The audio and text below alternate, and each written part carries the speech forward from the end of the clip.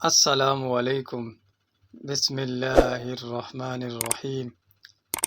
ہمیں حکم ہوا کہ ہم عیدین کے دن عائزہ اور پردہ نشین عورتوں کو بھی باہر لے جائیں تاکہ وہ مسلمانوں کے اجتماع اور ان کی دعاؤں میں شریک ہو سکیں۔ البتہ عائزہ عورتوں کو نماز پڑھنے کی جگہ سے دور رکھیں۔ ایک عورت نے کہا، یا رسول اللہ، ہم میں بعض عورتیں ایسی بھی ہوتی ہیں جن کے پاس پردہ کرنے کے لیے چادر نہیں ہوتی۔ آپ نے فرمایا کہ اس کے ساتھی عورت اپنی چادر کا ایک حصہ اسے اڑا دے۔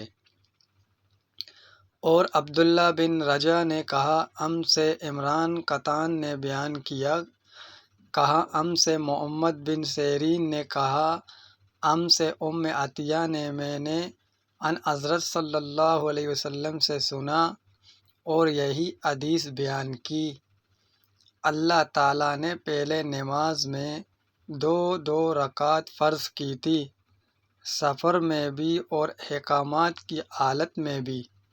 پھر سفر کی نماز تو اپنی اصلی حالت پر باقی رکھی گئی اور حالت احکامات کی نمازوں میں زیادتی کر دی گئی۔ میں فتح مکہ کے موقع پر نبی کریم صلی اللہ علیہ وسلم کی خدمت میں حاضر ہوئی۔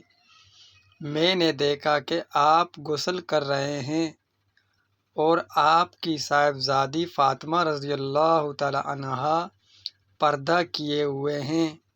انہوں نے کہا کہ میں نے ان حضور صلی اللہ علیہ وسلم کو سلام کیا۔ آپ نے پوچھا کہ کون ہے؟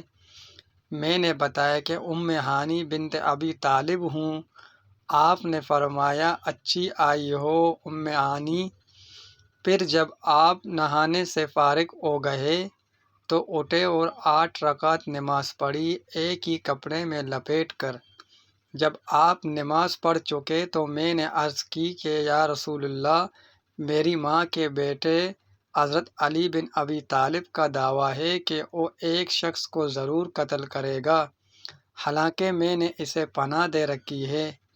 یہ میرے خاوند حبیرہ کا فلاں بیٹا ہے۔ رسول کریم صلی اللہ علیہ وسلم نے فرمایا کہ ام ہانی، جسے تم نے پناہ دے دی ہے، ہم نے بھی اسے پناہ دیا۔ ام ہانی نے کہا کہ یہ نماز چاشت تھی۔